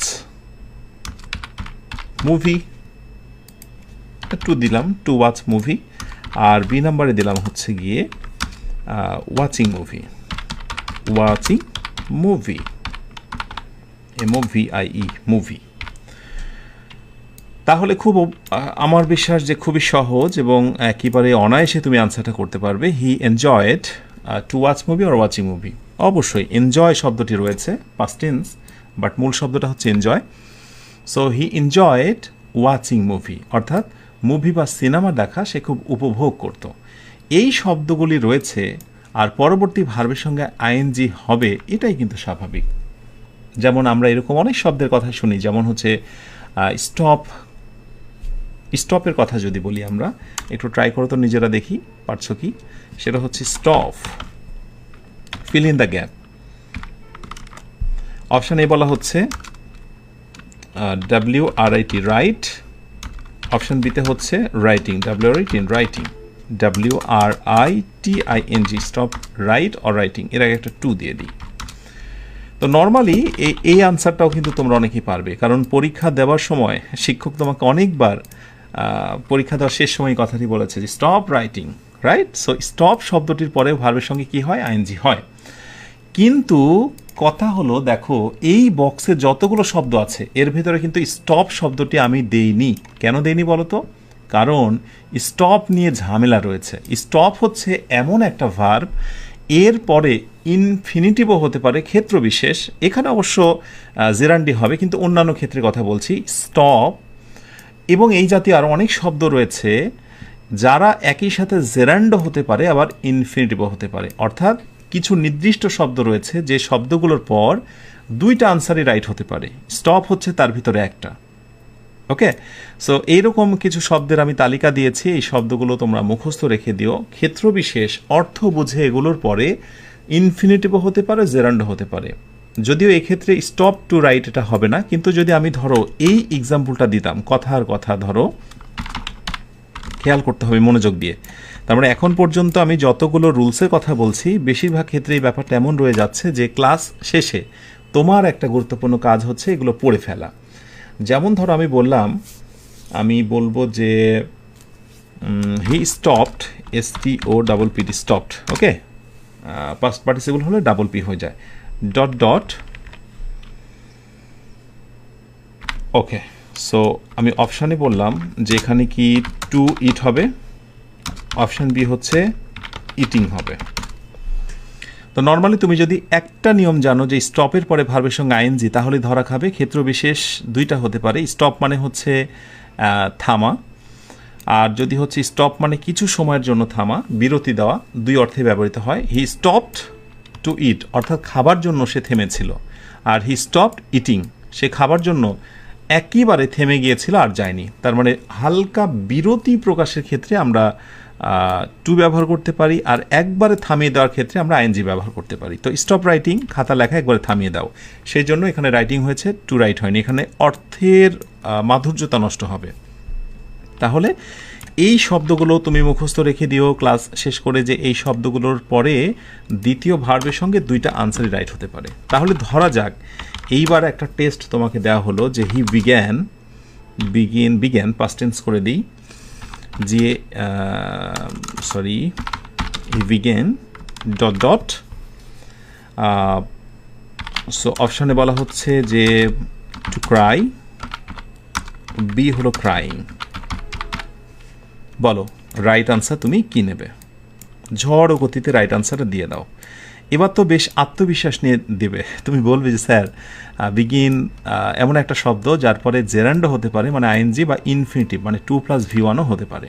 তাহলে হি বিগ্যান টু ক্রাই, সে কাঁদতে শুরু করেছিল, হি বিগ্যান ক্রাইং, সে কাঁদা শুরু করেছিল। অর্থের একটা পার্থক্য রয়েছে, তুমি খেয়াল করলে? আমি যখন বললাম হি বিগ্যান টু ক্রাই, সে কাঁদতে শুরু করলো, আর হি বিগ্যান ক্রাইং, সে কাঁদা শুরু করলো, অর্থ একটু আলাদা। আর এটিই হচ্ছে মূল কথা, যে তুমি যখন ট্রান্সলেশনে দক্ষ হতে চাইবে বা বঙ্গানুবাদে দক্ষ হতে চাইবে, সেখানেও কিন্তু এই খুঁটিনাটি জিনিসগুলোর ব্যবহার জানা খুবই জরুরি, না হলে সঠিক বঙ্গানুবাদ কোনোভাবেই আসবে না। তাহলে নিশ্চয়ই তোমরা বুঝে নিয়েছো এই হলো জেরান্ডের ব্যাপার। আর এর আগে তো আমি ইনফিনিটিভ দেখালাম, এবার তোমাদের দেখাবো পার্টিসিপল। তো এবার হলো পার্টিসিপল, দ্যাট মিনস হচ্ছে নন ফাইনাইটের একেবারে শেষ প্রকার। এরপরে আমরা আসবো ফাইনাইট, টেন্স বেস যে রুলসগুলো রয়েছে সেগুলোতে।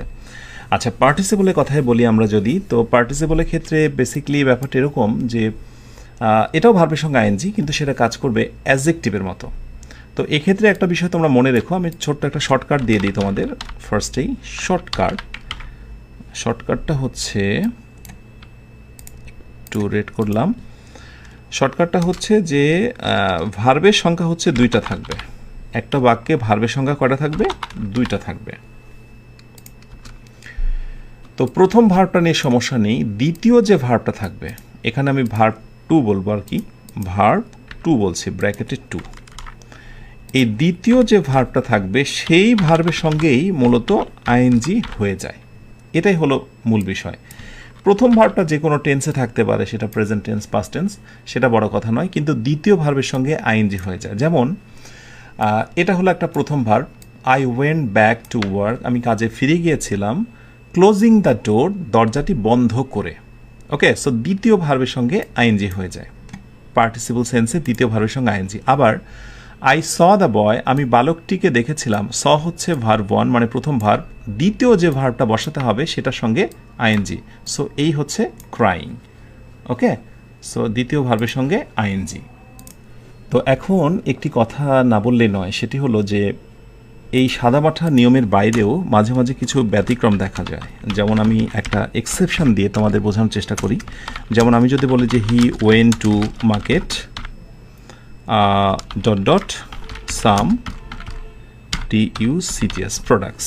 ওকে, সো আমি এবার অপশান ক্রিয়েট করলাম যে টু বাই, বি নাম্বার হচ্ছে বাইং। তাহলে আমি এই মুহূর্তে তোমাদের যে নিয়মটা শেখালাম সেটা অনুযায়ী তো আমার ধারণা তোমরা গণহারে একটা ভুল আনসার দিয়ে ফেলবে। সেই ভুল আনসারটা কি, যে একই সেন্টেন্সে স্যার যদি দুটো ভার্ব থাকে, আপনি যেটি বলেছেন দুটো ভার্ব হলে শেষের ভার্বের সঙ্গে জেনারেলি আমরা কি করব, আইএনজি। বাট এখানে একটা মজার বিষয় হলো, তোমাকে একবারে প্রথমে আমি যে কথাটি বলেছিলাম সেখানে ফিরে যেতে হবে, যে ওই যে কোনো কিছু নিতে, দিতে, খেতে, তয়কারে তে, বুঝতে পেরেছ, যে হি ওয়েন্ট টু মার্কেট, সে বাজারে গিয়েছিল কিছু প্রোডাক্ট কিনতে, হ্যাঁ, কিছু জিনিস কিনতে। তো এই যে কিনতে, তয়কারেতে, এই জন্য তোমাকে নিতে হবে ইনফিনিটিভ। একেবারে প্রথমের দিকে আমি বলেছিলাম ইনফিনিটিভ। দ্যাটস ওয়াই বাংলা খুবই গুরুত্বপূর্ণ। আমরা অনেক সময় ইংরেজি শেখার সময় ভুলেই যাই যে ইংরেজি একটা ভাষা, ভাষাগত বিষয়টিকে ইংরেজি রুলসের সঙ্গে যদি অ্যাডজাস্ট না করি তাহলে অনেক ক্ষেত্রে আমাদের ধরা খেতে হবে। বঙ্গানুবাদ তো পারবই না, ইভেন অনেক সময় দেখা যায় যে রুলস ছকে বাঁধা নিয়মের সঙ্গে কোনোভাবে যাবে না। আমি আরও কিছু ক্ষেত্রে তোমাদেরকে বোঝাবো যে রুলসের বাহিরেও শুধু বাংলার কারণেও কিন্তু সেই রুলসের ভিন্নতা দেখা যায়। Just wait.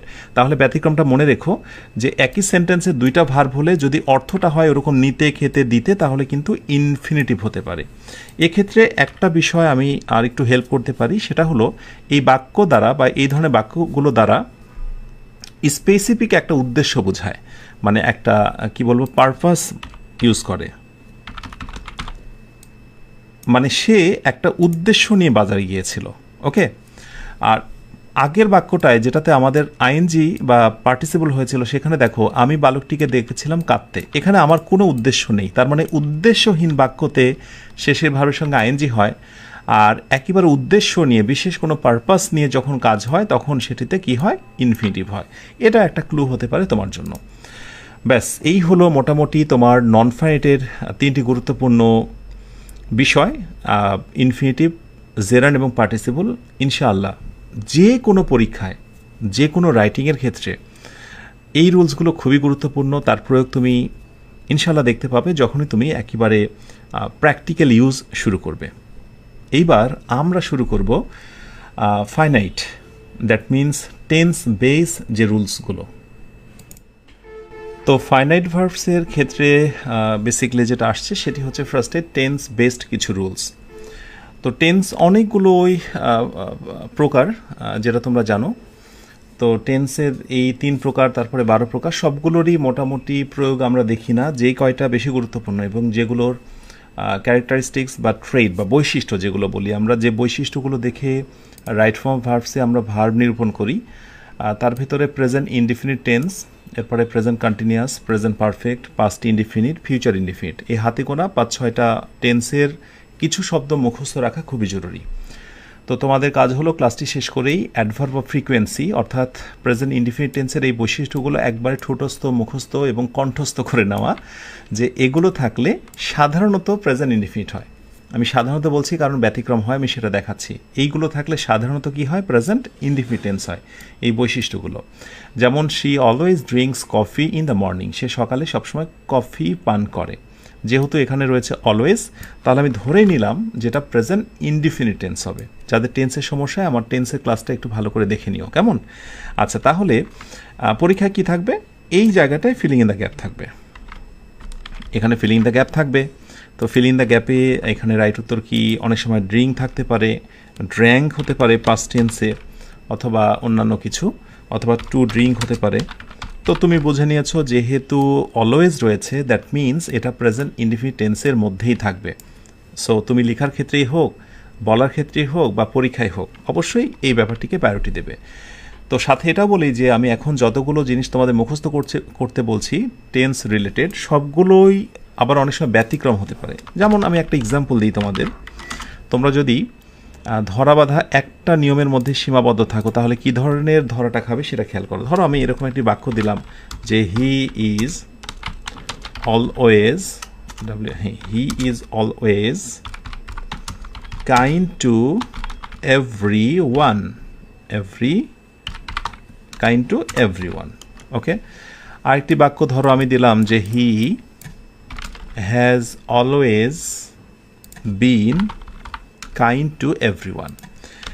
নিজেরা একটু ট্রাই করো, which will be the best or suitable answer, choose the correct one. হ্যাঁ, সঠিক আনসারটি খুঁজে বের করো। এইরকম হয় যে চুজ দ্য কারেক্ট আনসার, কোন আনসারটি সঠিক। তো আমি টাইম ওয়েস্ট করব না, আমি যতটুকু ফিল করছি যে তোমরা সম্ভবত মানে একটা জিনিস মাথায় ঢুকে গেছে যে অলওয়েজ থাকা মানেই সেটা বুঝি সর্বদাই প্রেজেন্ট ইনডিফিনিট। আর সে কারণেই তোমরা হয়তো বা হি is always kind to everyone এই আনসারটিকে তোমরা প্রায়োরিটি দেবে এবং বলবে যে এটাই আনসার রাইট, অন্যগুলো হওয়ার সম্ভাবনা নেই। আই ডু বিলিভ যে এটা অবশ্যই রাইট, আমি অস্বীকার করছি না, এটা অবশ্যই রাইট। পাশাপাশি অর্থগত কারণে এই আনসারটাও right. He has always been kind to everyone, অর্থাৎ সে সর্বদাই সকলের প্রতি সদয় হয়েছে, সে সর্বদাই সকলের প্রতি সদয় হয়েছে। এই হয়েছে এইরকম অর্থে আমরা প্রেজেন্ট পারফেক্ট টেন্সে মাঝখানে অলওয়েজ নিয়েছি। তার মানে অলওয়েজ থাকলে প্রেজেন্ট ইনডিফিনিট না হয়ে প্রেজেন্ট পারফেক্টও হতে পারে, এটা ডিপেন্ড করে বাংলা অর্থের ওপরে। ওকে, আচ্ছা, এরপরে আসো হি is always kind to everyone. অর্থ চেঞ্জ হয়েছে, সে সর্বদাই সকলের প্রতি দয়ালু, সে সর্বদা সকলের প্রতি দয়ালু আর সর্বদা সকলের প্রতি দয়াশীল হয়েছে। অতএব বোথ আর কারেক্ট। এই কথাগুলো বলার পেছনে আমার এটিই কারণ যে তোমরা যদি অ্যাডভান্স মানে কি বলবো অ্যাডভান্স স্টেপে পৌঁছে যাও, সেখানে যেন গোড়ামি না থাকে যে এই শব্দগুলো মানেই সর্বদাই প্রেজেন্ট ইনফিনিট, এরকম নয়। তো অ্যাজ ইউজুয়াল এগুলো সাধারণত প্রেজেন্ট কন্টিনিউয়াস, প্রেজেন্ট ইনডিফিনিট এগুলোর মধ্যে থাকে বলে আমি সাধারণত দিয়েছি। এই শব্দগুলো মুখস্থ রেখো। She is working on her project right now, right now রয়েছে এই জন্য প্রেজেন্ট কন্টিনিউয়াস হয়েছে। পরীক্ষায় কি থাকবে? রাইট নাও থাকবে, কিন্তু এই জায়গাটায় হয়তো বা ফিলিং ইন দ্য গ্যাপ থাকবে। সো অপশানে থাকবে ওয়ার্কস অথবা ইজ ওয়ার্কিং, তুমি অবশ্যই কি নেবে? ইজ ওয়ার্কিং নেবে। ক্লিয়ার? আচ্ছা, প্রেজেন্ট পারফেক্ট বৈশিষ্ট্যগুলো মুখস্থ রাখো, খুবই জরুরি। প্রেজেন্ট পারফেক্টে খুব কাজে দেয়। শি হ্যাজ অলরেডি, যেহেতু অলরেডি রয়েছে অতএব সেটি হবে প্রেজেন্ট পারফেক্ট। ক্লিয়ার? এই বৈশিষ্ট্যগুলো দেখো, আমি কিন্তু এগুলো মুখস্থ রেখেছি, অথবা তোমার বড় ভাই আপু যে ইংরেজি ভালো জানে তারও কিন্তু এগুলো কন্ট্রোলে রয়েছে। তাই দয়া করে তুমি যদি ইংরেজিতে তার মতো, তোমার সেই বড় ভাই বা আপুর মতো ভালো হতে চাও, দয়া করে ক্লাস শেষে, আজকে কিন্তু অনেক পড়া মুখস্থ রয়েছে তোমাদের জন্য। ওকে, এই হচ্ছে তোমার প্রেজেন্ট পারফেক্ট। আর পাস্ট ইনডিফিনিটের কথা যদি বলি, এইখানে কোনো অল্টারনেটিভ নেই, অর্থাৎ এই শব্দগুলো থাকলেই ভার্বের হবে V2 বা পাস্ট টেন্স, ভার্বের হবে V2 বা পাস্ট টেন্স। ইয়েস্টারডে, কোনোভাবে অন্য কোনো নিয়মের মধ্যে তুমি এটাকে রাখতেই পারবে না। She visited the museum yesterday, সে গতকাল জাদুঘর পরিদর্শন করেছিল। আমি দেখেছি বিভিন্ন প্রতিযোগিতামূলক পরীক্ষাতে ইয়েস্টারডে দিয়ে, মানে এই টাইপের শব্দগুলো দিয়ে দুইটা টেস্টে দেওয়া হয়, খুবই ফানি এবং খুবই মজার। এখানেই ওই শব্দটার সার্থকতা, যে এই শব্দটা থাকলে সে পাস্ট টেন্স ছাড়া অন্য কোনো টেন্সে হতেই পারে না।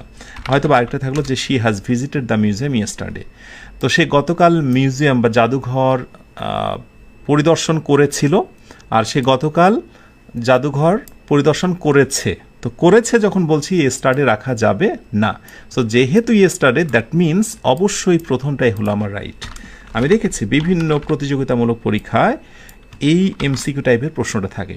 সো এই শব্দগুলো মুখস্থ রেখে দিও, যে এই শব্দগুলো তাদের এক অন্যতম চাওয়া হলো যে আমরা যদি কোনো বাক্যে থাকি তাহলে সর্বদাই ভার্বের হয়ে যাবে পাস্ট টেন্স বা ফার্স্ট ফর্ম। আর সবশেষ আজকের আয়োজনের ফিউচার ইনডিফিনিটের কিছু সিম্বল টাইম এক্সপ্রেশনস মুখস্থ করে নিও। Tomorrow, next week, next month, মূলত নেক্সট এর সঙ্গে দুই একটা শব্দ in the future, later, in a few days, the day after tomorrow, এই শব্দ বা বৈশিষ্ট্য থাকলেই সেটা হয়ে যাবে ফিউচার ইনডিফিনিট। ওকে, সো তোমার কাজ হচ্ছে মুখস্থ করে নেওয়া।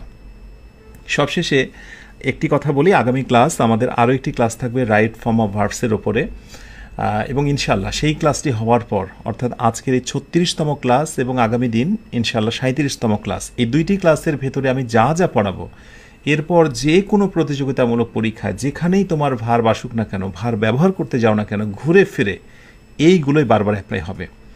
সবশেষ এটাই বলি যে ভার্বের যে পরিবর্তনই করি না কেন, ভার্বের মৌলিক পরিবর্তন কিন্তু কখনো কখনো হবে ভার্বের বেস ফর্ম, যেটাকে আমরা বলি V1, কখনো কখনো হবে V2 মানে যেটাকে বলি পাস্ট টেন্স, কখনো কখনো হবে ভার্বের পাস্ট পার্টিসিপল যেটা প্রেজেন্ট পারফেক্টে দেখেছ, কখনো কখনো ভার্বের সঙ্গে আইএনজি, ভার্ব প্লাস আইএনজি।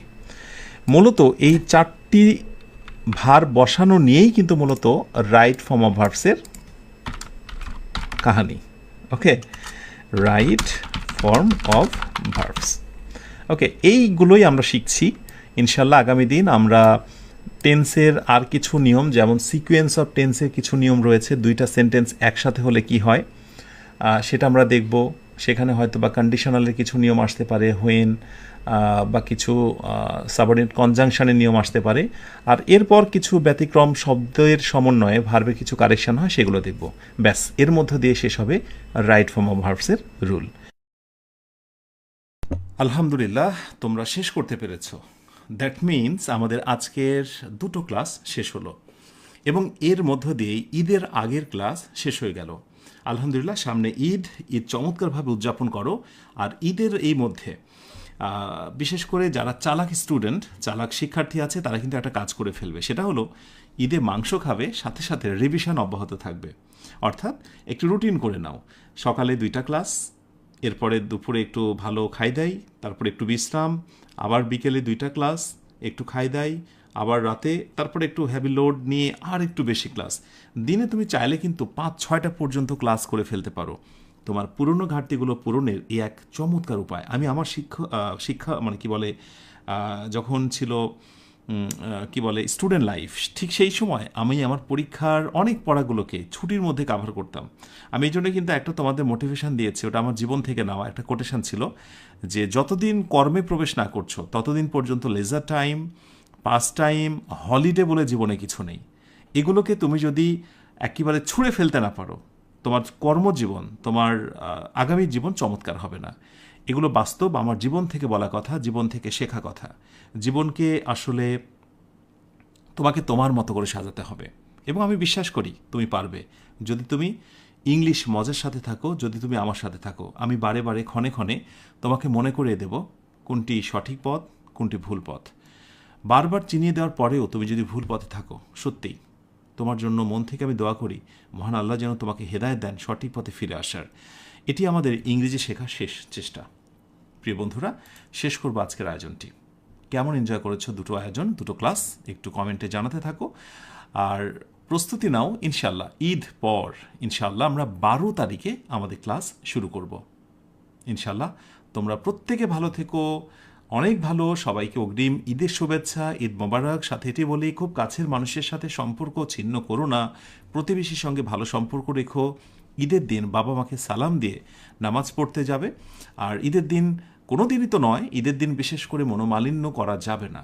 রাগ এগুলো আসে শয়তানের পক্ষ থেকে। রাগকে দমন করো, জীবন অনেক সুন্দর হবে। ভালো থেকো সবাই, যে ভালো শেষ নেই, সুখে থেকো যে সুখে সীমানা নেই, এই অনন্ত শান্তির চিরন্তন প্রত্যাশায়। সবাইকে শুভরাত্রি। আসসালামু আলাইকুম ওয়া রাহমাতুল্লাহ।